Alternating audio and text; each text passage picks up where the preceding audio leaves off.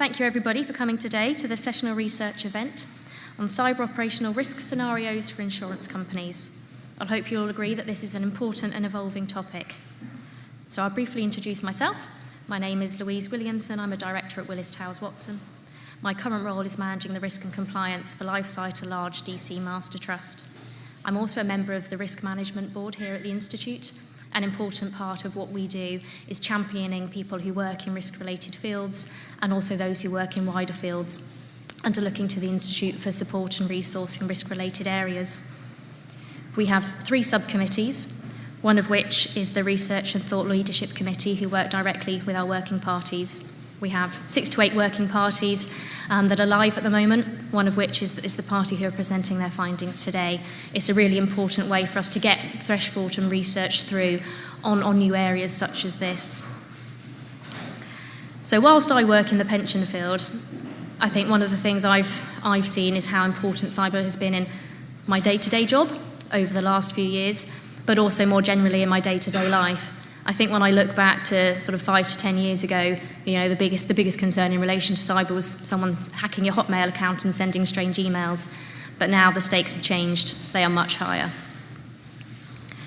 Another thing with cyber risk I find sometimes, because it's such an evolving world, that it's quite hard to see all the things that are out there, the scenarios, the risks, and try to pull together a thread from that. And I think that's what today's paper goes some way towards helping. It's doing what us as actuaries like to do. It's finding a way where we can put things into buckets, a way we can assign risk, a way we can look at probabilities and really sort of draw out and quantify the risks that we're facing out there in the world. And I think this fits in quite nicely with the challenges that have gone before it when you look at operational risk more widely. Again, it's a very large umbrella term, and it's a similar process there had to be thought about in terms of how do we define that and what that means, and that's an important part of what we're looking to do now. So we have 3 speakers here today. The first one who will be kicking off the evening is Rory.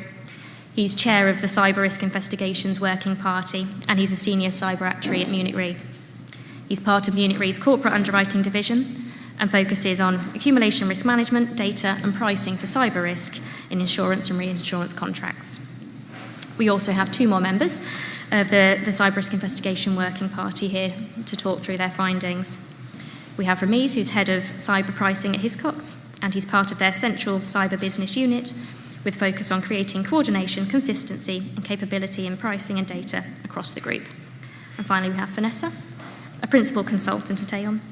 She's a scheme actuary and leads the retirement cyber risk consulting specialist team, providing guidance to the trustees and sponsors of DB and DC pension schemes in understanding and mitigating cyber risk and developing incident response plans. So without further ado, I'll hand over to Rory. Thank you, Louise. And that's who's who, in case you were confused about it. Yes, so we're the Cyber Risk Investigation Working Party. I'll just read out the official wording of why we exist. So the purpose of the Working Party's research is to provide insight for actuaries working on capital requirements for insurers, setting out the potential impact of cyber risk events and the measures available to mitigate this risk. The aim is to create a greater awareness of the risks for insurers and highlight emerging issues in an area that is changing rapidly as the dependency on computer systems to support insurers' business increases. So we have 16 volunteers on the Working Party. We're not all actuaries, but most of us are, but crucially we do have currently 1 cyber risk expert, which was really invaluable to us as we develop this paper, as the guys will explain in more detail.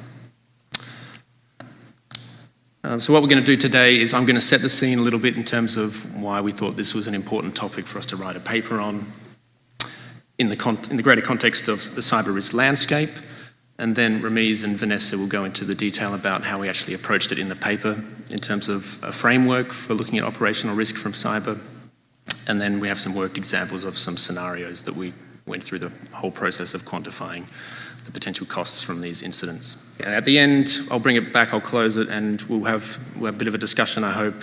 We'll sort of lean into the Q&A where we'd be interested to hear what you think we should do next, what further developments you would like to see on this topic. First, I should start with a definition of cyber. So what is it not? It depends on who you ask, what you read. For me and for the working party, I think also we like to keep it extremely broad, the definition. So I've heard it described as the risk of doing business in the digital age. So that does include the obvious things like cyber attacks, hacking, denial of service attacks, but I think we also extend it to, let's say, just more general IT operational failures, so fat finger syndrome, human error, pressing the wrong button leading to data being released or systems failing. So we do have a broad term for cyber that we work within that includes both malicious cyber events but also non-malicious incidents with similar outcomes. We do focus on operational risk, but myself and Ramiz, we both work in the cyber insurance market.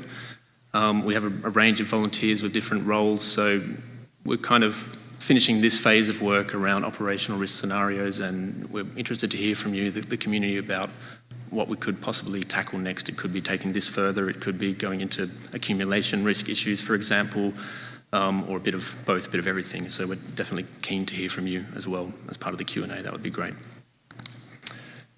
So cyber, I'm sure, like me, you've seen all these cyber events happening, reported in the news, feels like almost daily. We've picked out a few headlines here, and these were some of the incidents that we looked at and thought, could that happen at an insurance company?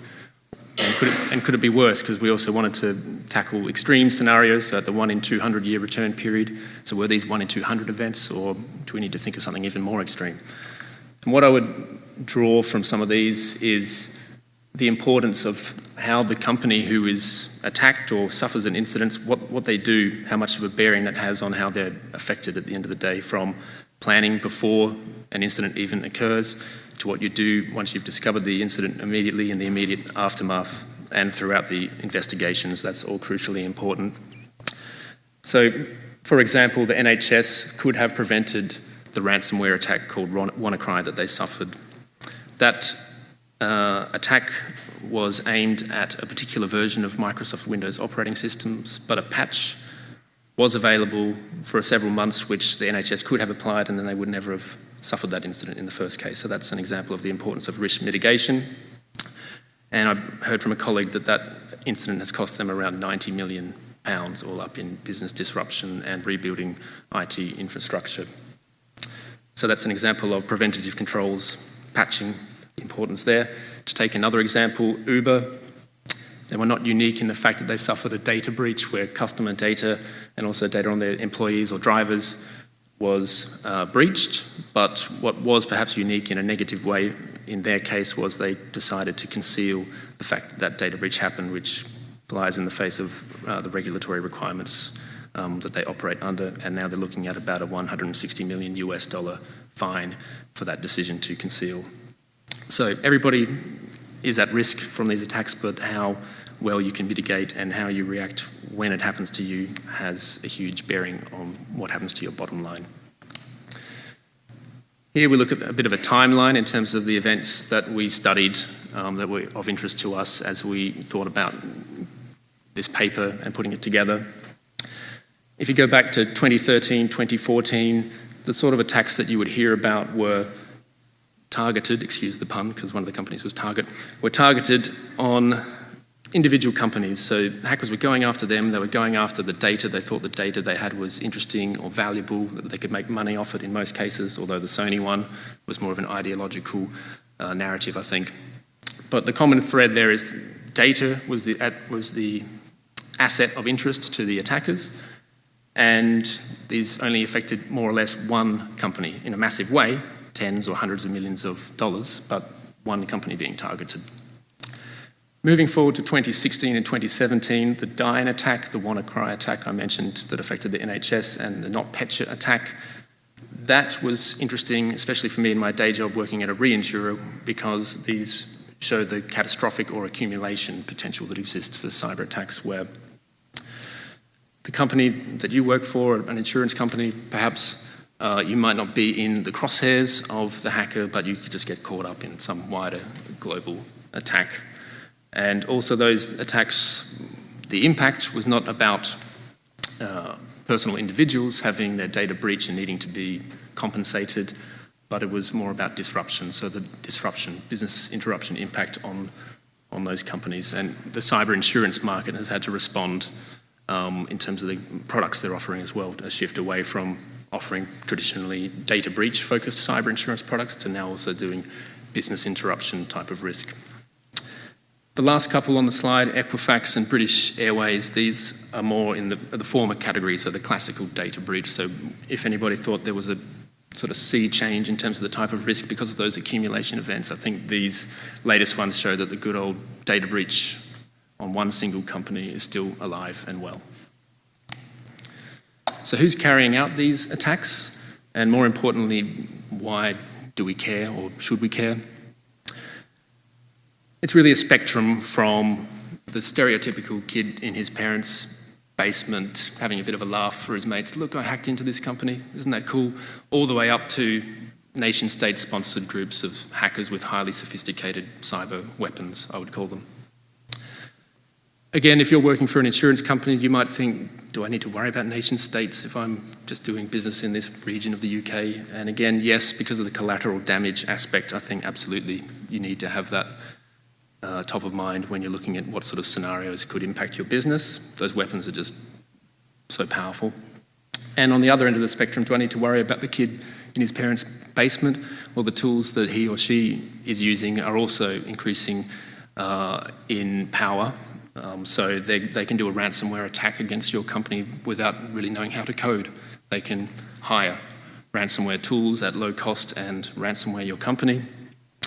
And you might actually rather be dealing with a serious organised crime people on the other side than this kid, because at least they know how to do it properly. If you decide to pay a ransom, then maybe you get your data back, but maybe the kid doesn't know what he's doing and you pay him the ransom and then he doesn't have the skills to actually decrypt your data and send it back to you. So that could, whether you pay the ransom or not, could be the least of your concern if you're dealing with an incompetent actor on the other side. And we'll talk about the threat of insiders as well in a bit more detail. That definitely needs to be considered. How are they carrying out these attacks?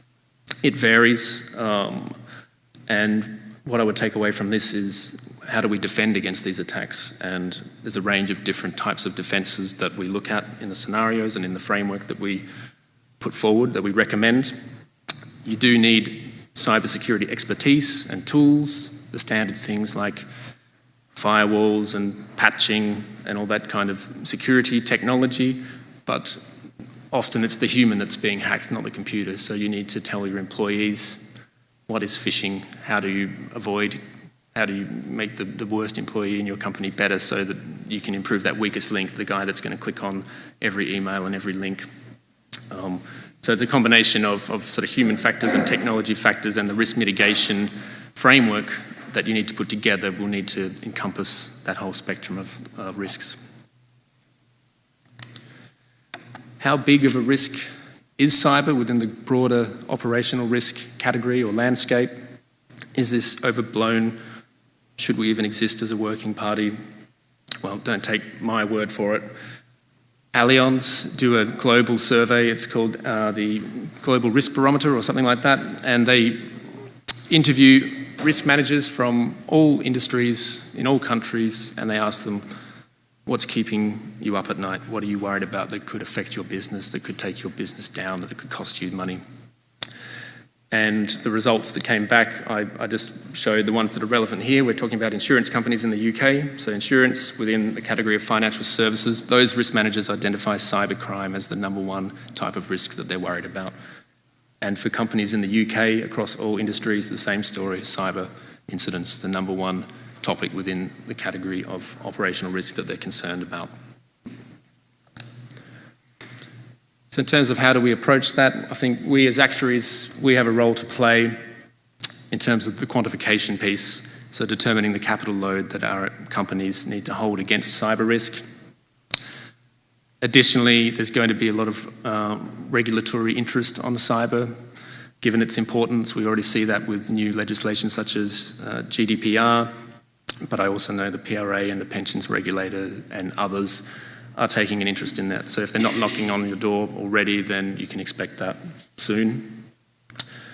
And what we're really putting forward here today is a framework in terms of how to quantify the risk. It's not one size fits all, so we do have these worked examples of scenarios, but you will need to tailor the approach. So the framework is arguably more important than the individual scenarios that we've quantified, but we've gone through that process and I think learned a lot from that in terms of the challenges that there are for that. So now I'll hand over to Ramiz and Vanessa to go through the detail of what we actually did. Thank you. Okay. So how did we go about this research? So firstly, the group had a brainstorming session with the aim of identifying a range of operational risk scenarios across different types of insurance products, considering areas such as IT systems, volumes, and type of data stored. This led us to a number of scenarios under consideration, as we've set out on the slide. And as you can see, we looked at a range of root causes with the common theme of data exfiltration and system compromise. And we wanted to look at scenarios impacting both the general and life insurers, as well as emerging technology. So we got this down to 7, and then we all took a vote to decide on the final 3. And this outcome led to us looking at 3 scenarios, which was employee leaks data at a general insurer, a cyber extortion at a life insurer, and a motor insurer telematics device hack. Once we got all these 3 together, we then fleshed out the detail to find tangible narratives to take this forward and then identify the costs. And as Rory said, we wanted to consider the 1 in 200 event, so extreme, but still plausible. So we then decided to break into 3 groups to investigate each scenario. And although we'd agreed on the framework to present the output, each group took to the task differently, which led to different ways of looking at the problem. This had its benefits as it improved the discussion over the output, and there was certainly a lot of that. But it also meant that we needed to review the output for consistency, making further adjustments based on our discussions. And I think this clearly highlighted that there's no set approach when it comes to assessing operational risk. And we'll have to say that we all agree that on reflection, if we were doing this research again, we would look to set consistent approach first, so to remove some of that at later discussions. But there is that challenge with cyber threats in that they're always evolving and there isn't always consistency in things like the terminology used and the approach taken for assessing this risk. We had considered whether to try to establish a new taxonomy for this assessment, but concluded that there are already a number of different frameworks out there already, and these were perfectly suitable for our needs. And for anyone undergoing this type of assessment, there is certainly value in selecting a specific framework to use early on and then sticking to this. So, what was this framework? We selected to use the categorisation method for cyber risk, which was proposed in the CRO Forum concept paper. And the aim of this paper is to assist with the data capture for cyber incidents. And we use this to break down the cause and the impact for each scenario. The other taxonomy we used was the NIST framework. And this framework had been developed to provide standards, guidelines, and best practice to manage cybersecurity-related risks.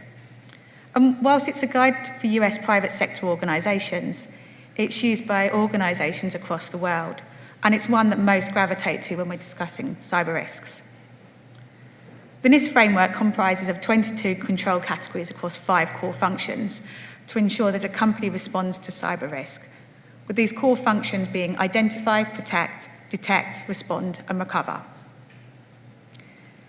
We use this to assess the potential impact of the event from failure of a control, considering both the frequency of the event and the severity. Now, we use version 1.0 for our assessment, but we realised that when we were going through this, there was a new version released as well, version 1.1, but we did do that check to make sure that there was no material impact. But I suppose it shows still that everything is still evolving, even while we're doing our research. We do recognise there are other frameworks out there, such as Cyber Essentials, ISO 27001, and these may be equally suitable for your assessment, so this was just the approach we chose to take. Once that common taxonomy was agreed, we looked at the tangible and intangible losses which could arise from the failure in the cyber-related processes under each scenario. And here we explored key issues such as the business impact on high-value assets and key weaknesses or dependencies. Next, we considered what the important aspects are for building a framework. And we concluded that the most important aspects are consistency, in particular being able to repeat any assessment, so following new data, new experiences and better knowledge. We all know that cyber risk will continue to evolve, as will the taxonomy, the views on assumptions and publicly available data of things like the cost of cyber attacks. So it's really important to develop an approach which can be repeated for different scenarios, but also one that you can continue to update. And the consistency also helps with communications, as it's easier to communicate over time if the terminology is remaining consistent. Okay, so we then thought a bit more about the threat actors and vectors and whether this should be assessed. But we feel this is important, as it's all about understanding your operating environment and so knowing your specific threats. So whether the actors are those insiders or hacktivists or organised criminals, and the form of the attack, so the threat vector, as this helps a company to consider how an attack may actually occur. And then the next area is about quantification. We wanted to ensure consistency across all scenarios, for example, with the data recovery cost. And we also wanted an approach which was transparent, recognising the need to be able to justify and articulate the quantification process. So we've also set out our rationale for the costings. And then the final stage was all around the validation process. For our research, each team reviewed each other's scenarios, output, and we also provided challenge to those costings based on our own experience. There were significant discussions on the sources of information available to validate the costings and the range and limitations of available data sources, especially when you're looking at breaking down the cost of a cyber attack into specific elements. We sought validation from cyber experts. We had lots of discussion over whether to include costs as a specific figure or just consider the percentage of the overall costs. And it took several discussions before we actually settled on our final output. And I think the fact that it was a group of 16 of us, and it took a lot of discussion to reach a conclusion, really demonstrates the uncertainty with reaching a reasonable solution. And I should stress the purpose of the paper is to support actuaries with developing their own scenarios and assessing your own circumstances. So our scenarios are purposely designed to support your thinking, and we are aware that you may hold different views and identify different outcomes. Thanks, Vanessa. Setting out our scenarios using the CRO framework really helped us compare events between the different groups. The CRO Forum proposed a methodology for categorising cyber risk, as shown in the slide. The proposal was originally designed to assist with data capture on cyber claims, but we found it a very useful framework to base our scenarios on. The paper sets out 4 steps in a cyber event. On the far left, you see the root cause, i.e., what was the underlying motive? What was the reason for the event? Then, the threat. Who did it, and how did they do it? Next, the incident itself. What happened to the company? And finally, the impact. How much did it cost? Each step breaks down into further categories, which allowed us to build a full picture for each of our scenarios. For example, the root causes break down into our old favourites: people, processes and systems, and external factors as well. Within people, this again breaks down into employee conduct, culture and behaviour, and employee deliberate harmful acts, to name but a few. We were certainly keen to include one of the scenarios, which was relating to internal employees. Cyber is often seen as an external threat. However, Verizon reported that 30% of cyber incidences arose from internal employees last year across all industries. Within threat, we had a list of who did it. We've mentioned the insiders. There can be those who are disgruntled and looking to cause embarrassment for the organisation, or maybe just to inflict damage on the systems. We have those who have criminal intentions, or it may simply be unintentional. Insiders could also extend to third parties, such as consultants, vendors, or suppliers. These supply chain risks are increasingly seen as a risk that needs to be controlled and mitigated. Then you have the more Hollywood-style attacks, the hacktivists, the hackers, the organised crimes, and the most sophisticated end, the nation-state attackers. There has been a range of different threat actors and threat vectors in the insurance sector. Phishing emails from hackers are commonplace. And according to PhishMe, even a well-trained, vigilant workforce can have a susceptibility rate of 5%. Social engineering is an increasingly popular way of getting through to companies. This is where the attacker uses psychological manipulation of people as a way of getting information or access to data or money. The poster child for this is an email from the CFO or from a purported vendor asking for a payment to be wired to a specific bank account, often their bank account. We've also seen nation-state involvement in the insurance sector as well. Rory mentioned the non-targeted version. However, the California Insurance Commission has stated that it is likely the Anthem data breach in 2015 was caused by a foreign government. Nation-state attacks are now a reality for insurers, as the data they hold is valuable, particularly if the attacker believes that the data may relate to national infrastructure, key businesses, high net worth individuals, or high-ranking government officials. The next step is the incident. The incident can impact the confidentiality, integrity, and availability of data and systems, known as the CIA triad, as well as a system malfunction or misuse in criminal activity. The final step, the impact step. We will look at it splits down into a number of cost components, and we will illustrate these through a discussion of our scenarios. We intentionally chose very different scenarios to highlight the range of events insurers are vulnerable to. One common theme of these scenarios was it involved a malicious, targeted element. But as Rory said, it's not only those malicious, targeted attacks that can cause the highest cost. NotPetya last year and the British Airways IT failure, which grounded flights for 3 days, were examples of extremely costly events that weren't targeted. We've chosen extreme but plausible scenarios and looked at setting the cost at a 1 in 200 return period. However, we recommend starting with scenarios and costs at lower return periods and then extrapolating to a 1 in 200. The overall cost that you'll see to the hypothetical insurers ended up being very different. However, we want to stress the importance of the framework in this paper, and the results demonstrate how the process could be applied. Our estimates include a significant degree of subjectivity, given the scarcity of data and the continually evolving threat and regulatory landscape, and yours will too. It's important to apply any scenario to the specifics of your entity and document the rationale and supporting evidence for selections in order to track changes over time. So the first scenario, you'll be able to read very little on the screen. So I'll draw out some of the most important points in the slide. Scenario 1 is a disgruntled employee leaking policyholder data at a general insurer. As Rory said, data breaches are one of the more traditional events associated with cyber risk. However, for us in the insurance sector, this is a very major risk. In this scenario, we assumed that the data was leaked from an internal member of staff who may have greater access to more sensitive data. A real-life example of an internal data leak is Morrison's in 2014. A disgruntled employee in the internal audit team published names, addresses, phone numbers, and pay details of thousands of current and former employees. Last year, the UK High Court held Morrison's vicariously liable, which could lead to the first ever data leak class action in the UK for affected employees. That's a lesson to all of us to not dismiss the internal audit team. In our scenario, the insurer suffers a loss of over £200 million on a £1 billion motor portfolio. A large proportion of this relates to third-party compensations and fines. These are also figures with the greatest uncertainty. For example, fines under GDPR could be as much as 4% of global annual turnover.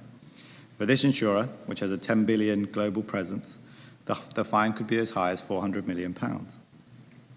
Our thought process behind the fine was based around historical reported fines, which was up to £500,000 under the previous Data Protection Act, and an analysis from NCC security consultants, which reported this could have been 100 times larger under GDPR.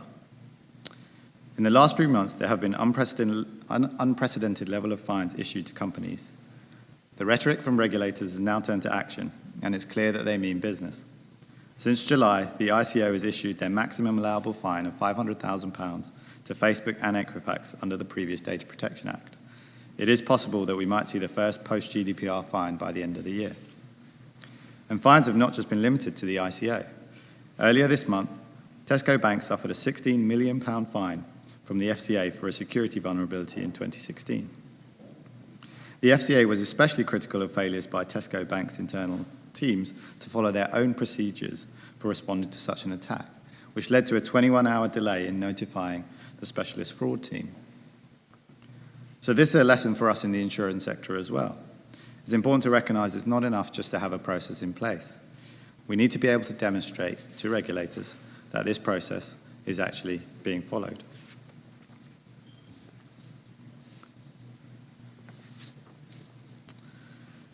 Rory mentioned in the US, Uber suffered a $148 million fine. And again, that had some traits that we would hope wouldn't appear in the insurance sector. That being hiding the data breach for a year and paying a ransom to ensure the data wasn't misused. This shows the importance of culture and conduct of a firm, and the regulator will focus on this heavily when issuing a fine.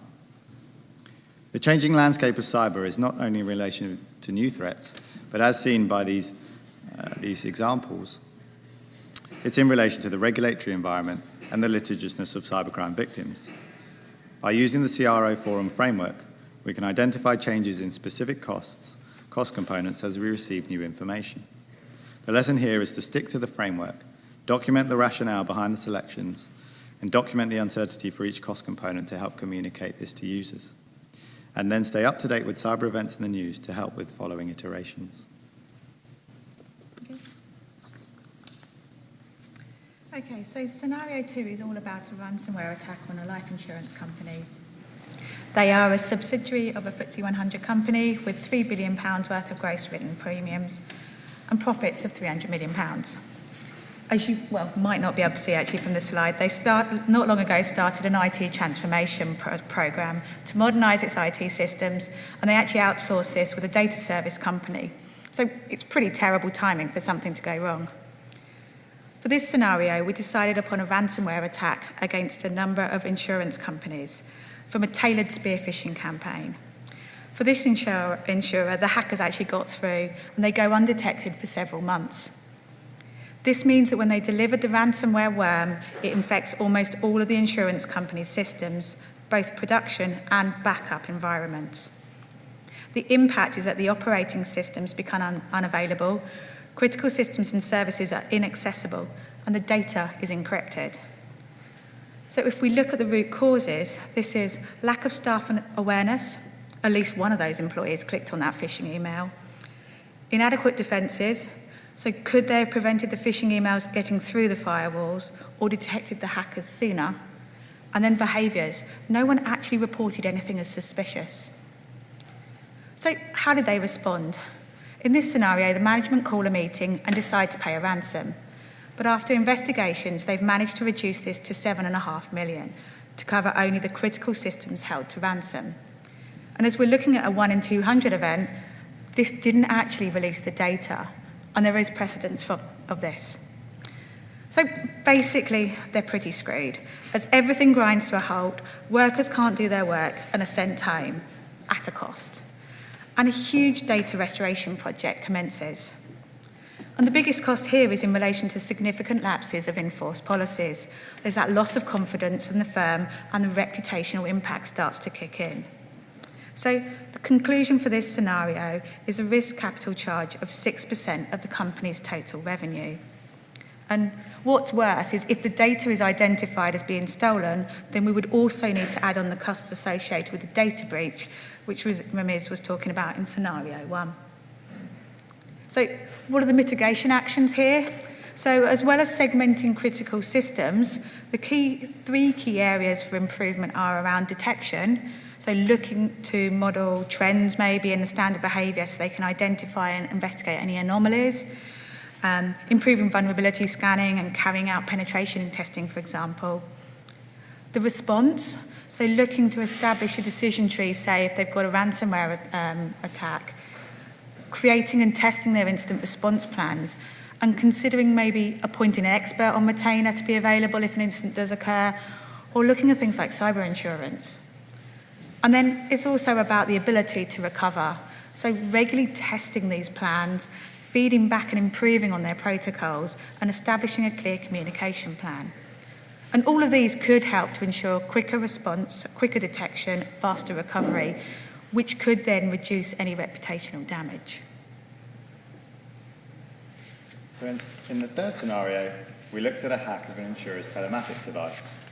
In insurance, IoT devices are becoming more and more common as insurers look at ways to differentiate themselves in front of the consumer and help to mitigate their risk. Estimates suggest there are 17 billion connected devices worldwide today, and IoT analytics are projecting 34 billion connected devices by 2025. In this scenario, the hackers were able to break into the telematics device, which allows them to remotely access images from the camera, as well as location data such as customer journeys and frequently visited locations, such as their home and work address. The hackers published the photos and location data online. This really is a scary scenario. What's even more concerning is the plausibility of it, as we've seen with the reported hacks of baby monitors earlier this year. Insurers need to be prepared to measure and mitigate the risks that come with using connected devices. We formed a timeline for this scenario to illustrate how long cyber incidents can take to resolve, and in this case it was 5 years. In this example, all 500,000 devices were replaced, which made up the bulk of the cost. We estimated the event cost the insurer 18% of their annual premium. In this scenario, I'll expand on how we used the NIST framework. The NIST framework helped us to identify risks and ways we could mitigate them. As you can see in the chart on the bottom right, well, maybe, the darker areas of the circle, the darker the area of the circle, the more relevant the NIST section is to help mitigate the scenario. For example, the identify and protect section have significant impact on the chance of the event, and the respond, recover and protect section of the framework are the most important control areas when it comes to reducing costs. Take protect.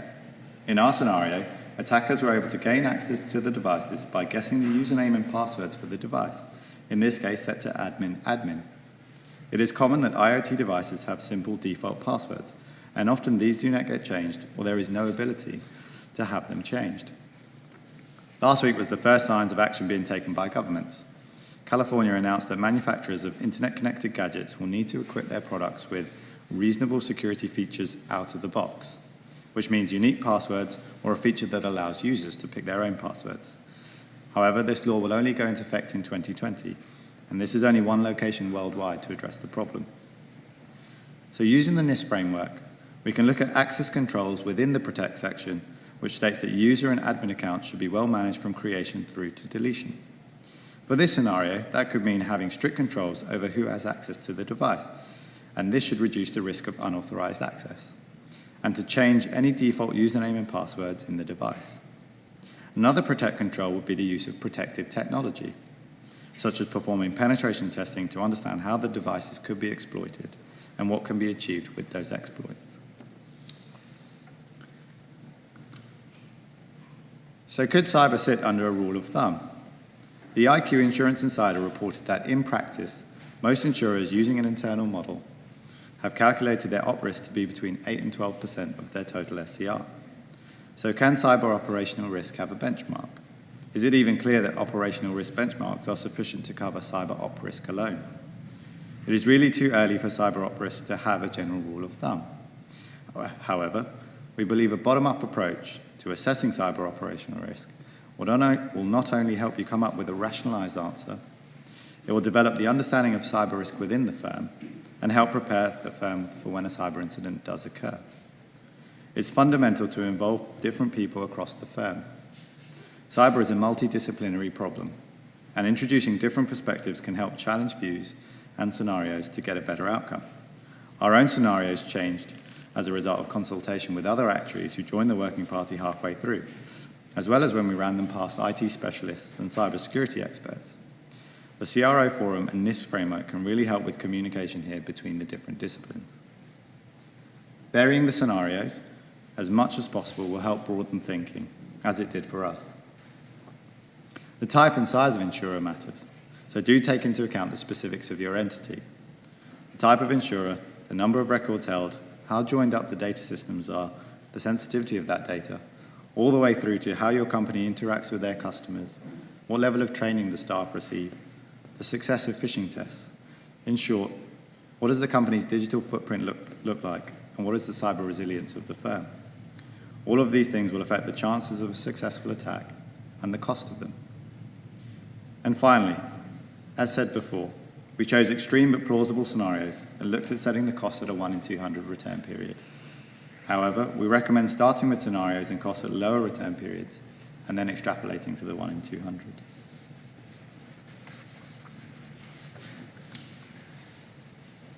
The main learning outcomes that we arose from this exercise was build a scenario structure and taxonomy.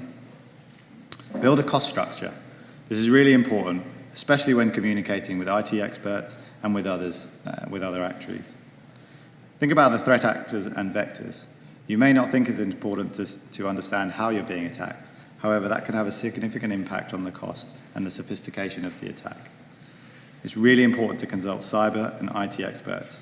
And when it comes to mitigation, it's equally important to involve as many departments as you can. For example, issuing cyber training would be via the HR department, so it's really important they understand the benefit of it. The environment changes rapidly.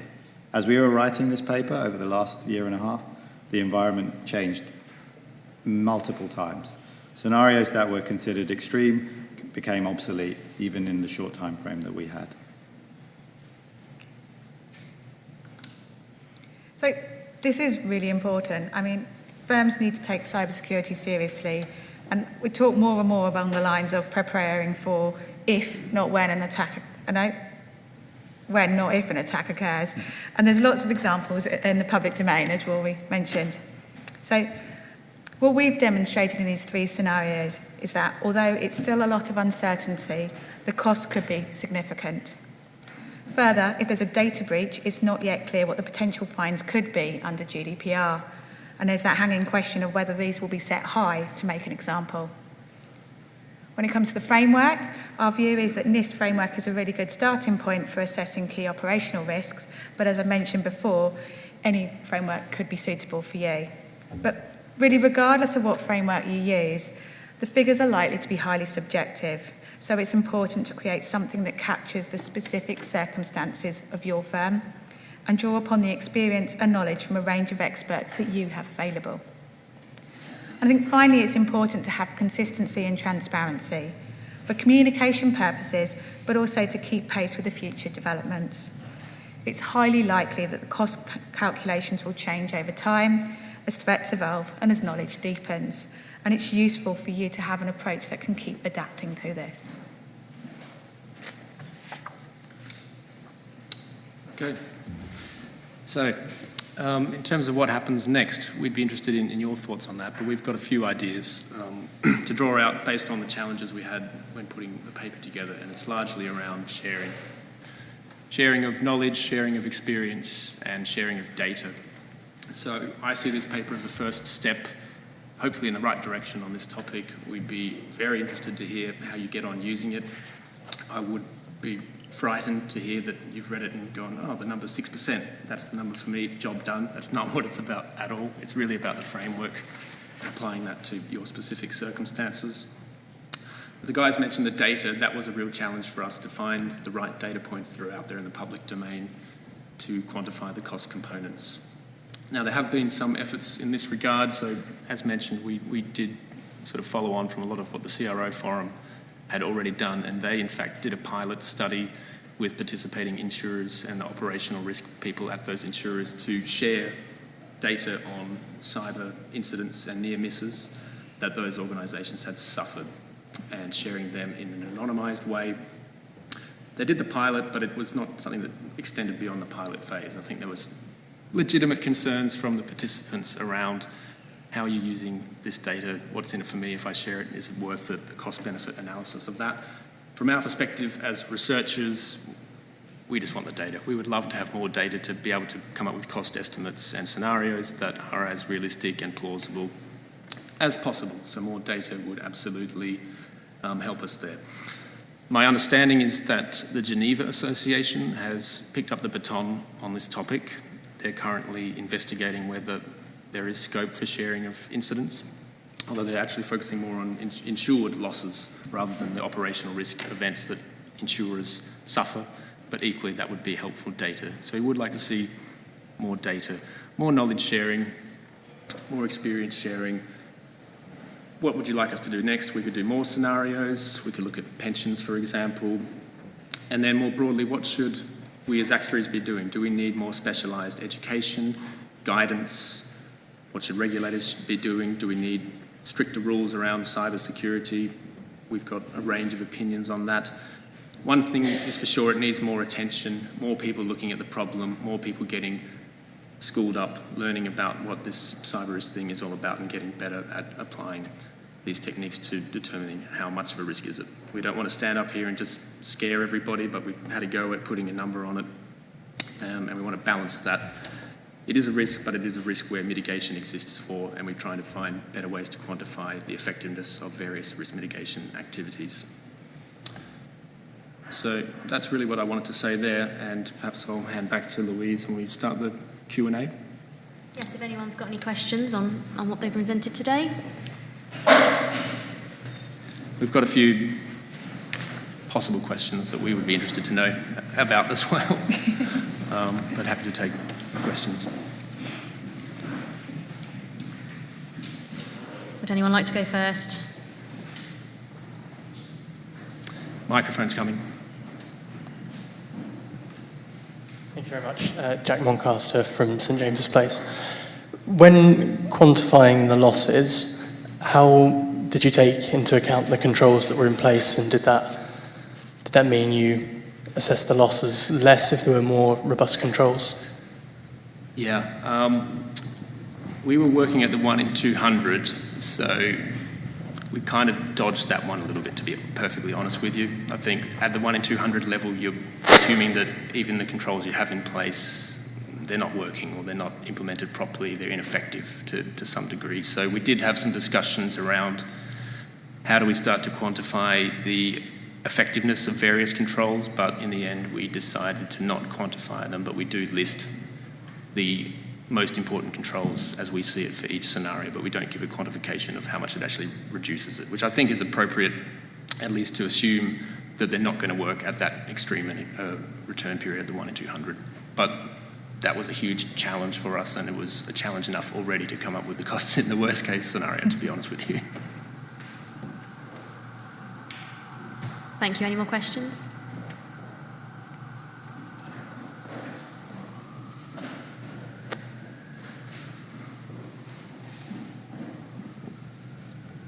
Kareem Taufik, Crow Risk Consulting. Have you considered the possible recoveries from insurance contracts on these scenarios? Again, I guess that goes into the bucket of risk mitigation to reduce the cost. We haven't looked at that specifically. On the topic of cyber insurance, my personal view is that it's not a replacement for good risk mitigation. And from an insurer's perspective, why would they want to insure anybody that has terrible security controls? So it's one of the tools that if you suffer an event, you can get some support on that. But we didn't put a quantification on that. But yeah, if you're able to buy cyber insurance, I would highly recommend that, and we can talk about that afterwards. Thank you. Any more questions? Yeah. One at the front here. Matthew Pearlman at LCP. It sounds like you've already got 2 avenues for further research, which is probably good for you. I was also just wondering, were you surprised at the numbers that came out of your research? I know you said don't focus on the numbers, but did you think they were surprisingly high or low? I guess on the data breach scenario, relatively surprised. However, there have been a number of data breaches in the past, not in just insurance, but across all industries. So we did have a few more data points there, and those, as a proportion of the revenue, gave us an indication of where we thought the cost estimates would likely land.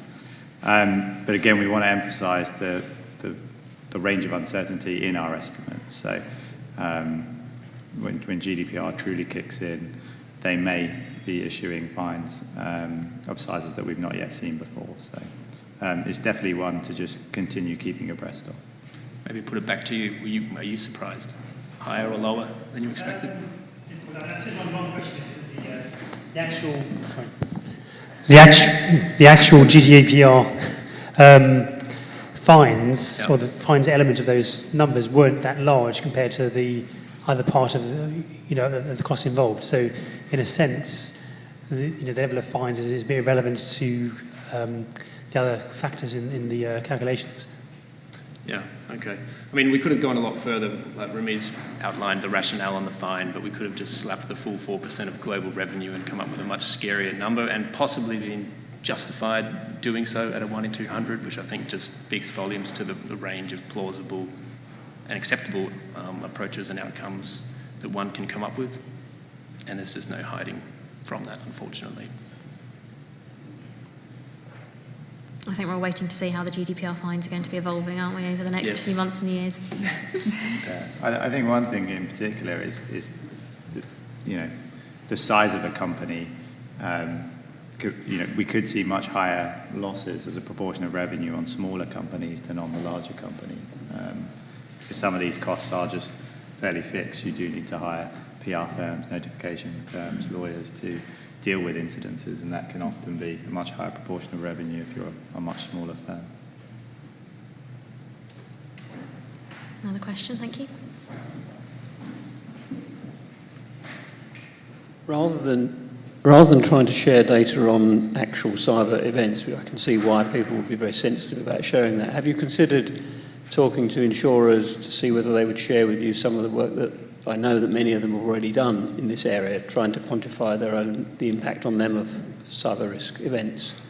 It'll be at varying levels of maturity, but have you perhaps considered whether you could do a survey to try and refine or validate the scenario work that the working party has done? So I think, as I mentioned, the CRO forum did a bit in that area, but possibly that could be a good avenue for us to explore now that we've got the paper out there as a good next step. Yeah, thank you. Anyone else? I can do my chairman's prerogative and throw in one of my questions. Sure. So we were looking at some of the scenarios, and we were talking through, how you came to those conclusions. But you also mentioned about the importance of getting external advice. So I guess there's no obvious answer here, but how do you achieve that balance or weighting between those in the business who may know or think they know the weaknesses and strengths, and an external consultant who perhaps will come in and have different views? You want to take that one? Yeah, I mean, well, that's a really great question because it's one that we grappled with ourselves, and actually having Ryan Rubin as part of the working party, he is the kind of cyber expert, was invaluable. He was able to determine how realistic the scenarios were. He was able to give us a storyline that made sense, able to understand. He actually deals directly with companies on mitigating their risks, on developing tabletop exercises. So to me, I don't think this exercise can be done without cyber experts. Whether they need to be external or internal, that's a good question. I think it's important to have both views if you can, just to have the comparison, especially given the levels of uncertainty in this field. I think having things that you can compare is certainly beneficial. Yeah, I think it makes sense getting as much information as you can when you're putting something like this together. And I guess a related question then is, if you follow this framework and you go through these scenarios, how do you maintain that? I think everything we've heard today suggests that the world keeps changing. What would you suggest would be a way to keep on top of something like this? Regular review.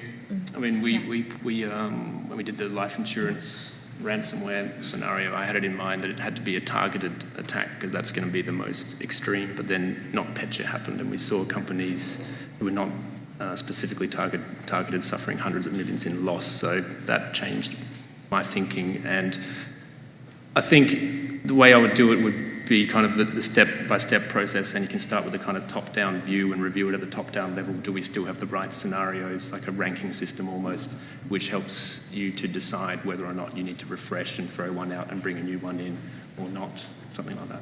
Yeah, I think keeping it as a sort of a living process really seems and sensible. We go into a lot of detail when we quantify these about the specific narratives and the specific cost items, and inevitably the actual events that will happen will be different. So it's not about getting the exact narrative right, but something that is representative of the type of risks that are being faced. You're going to be wrong, so keep it in mind. Yeah, absolutely. Coming back to the floor. Any more questions?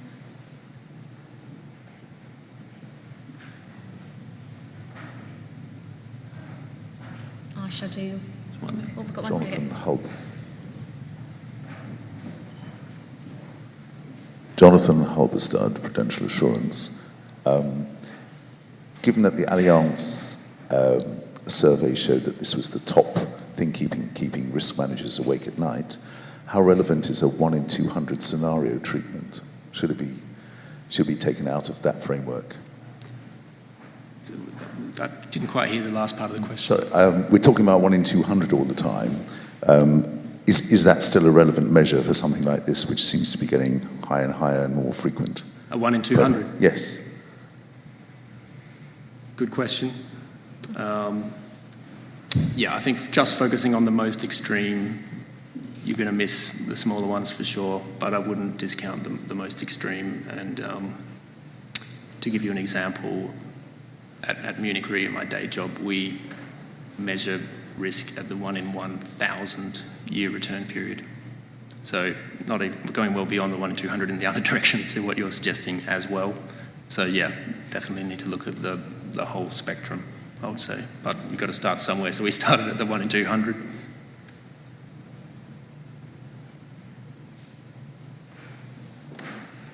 Thank you. Another one at the front here.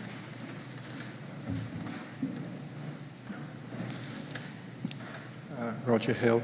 I just wondered, in scenario 2, the decision to pay the ransom, can you provide some colour for that? Was that the worst case scenario?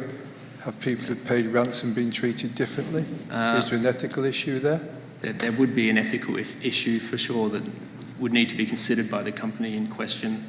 Is it something they're comfortable with doing, kind of enabling this ransom business to continue, but the alternative could be pretty bad if you don't pay the ransom, what that means for your business as a going concern. So it is a realistic option that unfortunately I think needs to be considered. In terms of the magnitude of the ransom amount that we assumed, it was higher actually than what we've seen so far. So the largest one we've seen is probably a bit lower. HBO had, I think, maybe 5 or 6 million, and we're assuming that a £7.5 million ransom is paid. But the kicker in our scenario is that by paying the ransom, you don't get your data back. It's just gone, deleted. So it's kind of a double whammy, but we're at the 1 in 200, and there is precedent for that from the NotPetya attack, for example, which appeared to be a ransom attack on the surface, but if you paid or tried to pay, you realised there was nothing behind it, and they just wiped all your data. So we're going very much at the sort of extreme end, I would say, but there is precedent for that. On that topic, actually, there is an organisation called nomoreransom.org that you can go to, which you can sign up to as an organisation to try to collectively stop these ransomware attacks by refusing to pay the ransoms. But I think we have to be realistic about what's happening, and these ransoms are being paid because the alternative is too scary to consider for many organisations.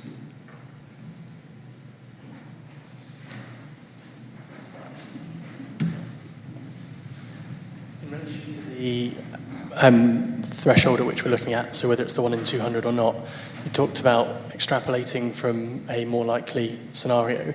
Could you talk through the approach that you would envisage people would use towards extrapolating? Approach is a generous word. I mean,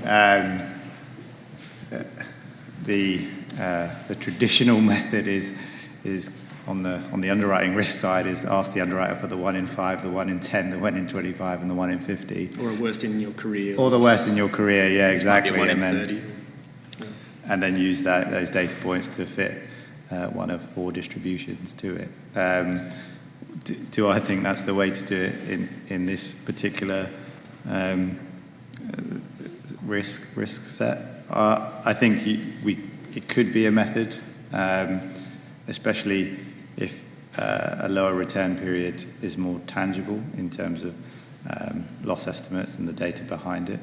And I think as we get more losses or as the risk matures, it's very possible that it will end up being a risk similar to how we treat other risks. but that is certainly just one way of tackling it. I would also attack it from the other way and just imagine the worst case scenario and then imagine most of your controls that are expected to work don't work. Maybe that's not a 1 in 200, maybe it's a 1 in 100, 1 in 500, I don't know, but it's going to be an extreme number, and that's more of what we were thinking of, I think.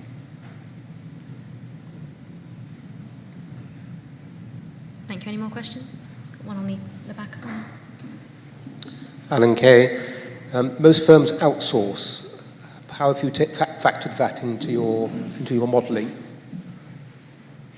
Factored what? Sorry, I missed it. That the fact that most firms outsource to a greater or lesser extent, so the attack could be impacting the outsourced supplier, not you directly, so you don't have control over the remedial actions, not direct control.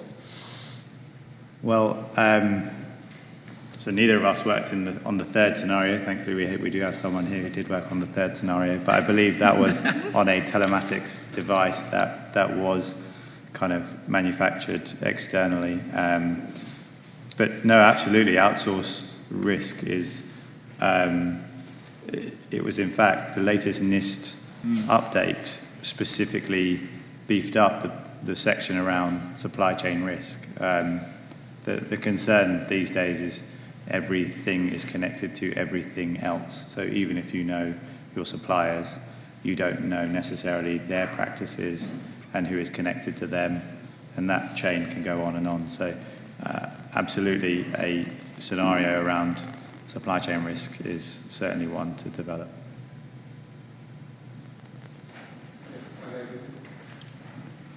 So on a slightly different question, with your definition of cyber risk, that also includes equipment failure. So one would imagine the approach to that for a hardware failure, for example, to a backup system not working. We've seen a number of examples in the marketplace. The approach for that would be rather different to the ones that you've been addressing until now. Yeah, absolutely. And Spectrum Meltdown last year was an example of a potentially aggregating hardware failure event that would certainly have severe impact on some companies. So I completely agree with you that hardware failure is as important as people failure or software failure.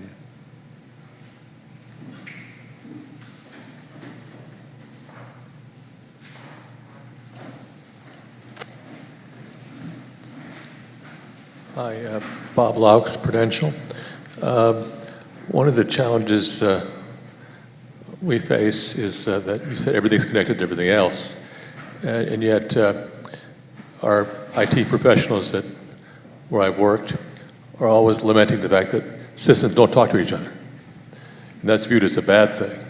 But sounds like from your perspective, systems that don't talk to each other may be a good thing for limiting the damage. What do you think?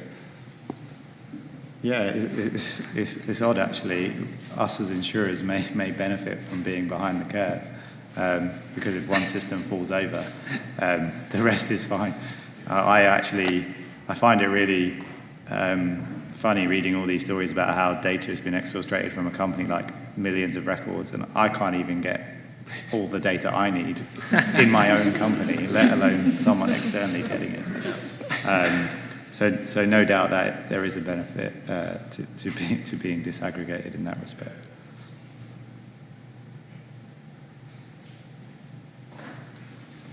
Another question over here, thank you. Annie Yi from Bupa. As I'm just interested as part of estimating the cost of losses, do you look at the credit monitoring services, the cost of offering your that service to the customer where their data has been breached? And do you look at how many proportions of people will take up that insurance? Credit monitoring. Yeah, so we've included that in certainly in the data breach scenario. It's one of the typical first-party losses that companies that face privacy events are required to provide customers or employees who have faced that. What we found is those costs were actually a very small proportion of the total loss, which was mainly driven by, say, compensation or reputational damage or the maybe third-party type liability losses, more so than the costs of credit monitoring or notification costs. Yeah, but that's probably one where you need to keep in mind we're working at the 1 in 200 year.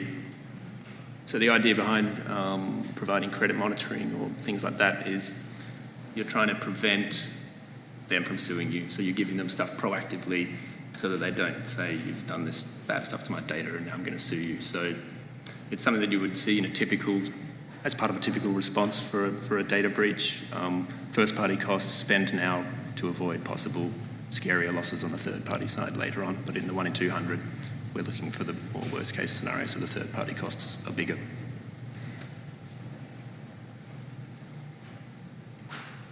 Any more questions? I can jump in with the last one I'd had doodled down. So sort of wondering a little bit broader, as we've been discussing today, about these scenarios and saying this is a really important way to try and capture cyber risk. Do we think this is where we're going to be for quite a long time? I mean, it feels to me very much all these conversations about data are all suggesting that we're a long way from having anything where we're going to, have sort of magical models. And in fact, would we ever get to that state? Because this is just constantly changing. Is all the data in the world actually not going to be any use because the world won't look the same last year as it did next year? So is it likely that this is going to form a long-term view of how we look at cyber? I guess the benefit of using scenario modelling is that it's tangible, it's easy to communicate. So laying out a storyline is always kind of a good way of getting people to understand what's happened and what the impacts are. But I certainly agree that there may be other ways of doing it in future, even in an evolving landscape.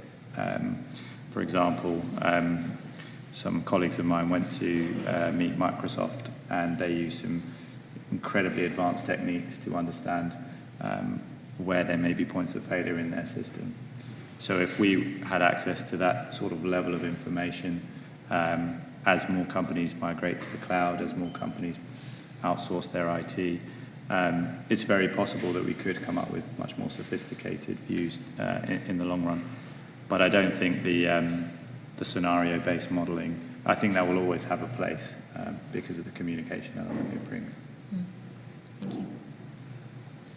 Rory, were there any more questions you wanted to put to the floor from your slide, or do you think you've covered them off? Yeah, if anybody's got some suggestions based on the questions here about what should happen next, we'd be interested in your opinions. So, do we need more regulation? I don't think we have a great deal in the UK right now, other than a keen interest from the regulators. What should we as actuaries be doing? How do we improve overall cyber risk awareness, getting more people aware, reducing those weak links I talked about within each company? And yeah, addressing the challenges, so the challenges we faced around finding relevant data to quantify cyber exposure. So if there's any questions or comments on that, I'd be happy to hear them. And equally, now that we've sort of finished this work stream, as I mentioned at the beginning, around cyber operational risks scenarios for insurers, we're now looking for our next project. So if you'd like us to look into any topics in particular under the broad umbrella of cyber risk, where you think the actuarial profession can show value, then we'd love to hear from you also. Thank you. Any last comments or questions before we close?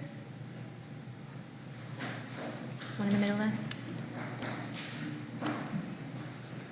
Jacob Tapper at PwC.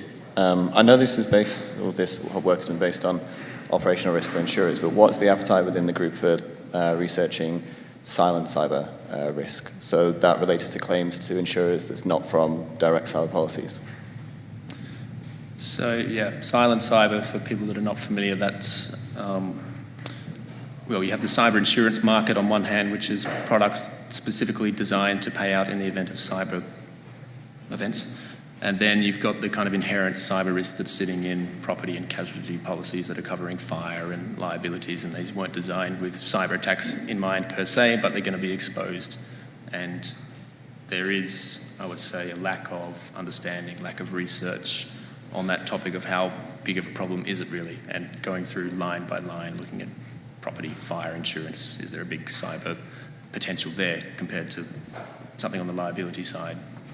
So, yeah, we haven't looked at it yet as a working party, but it's definitely one of the topics we would consider strongly for our next pieces of work, because I think it's a big issue.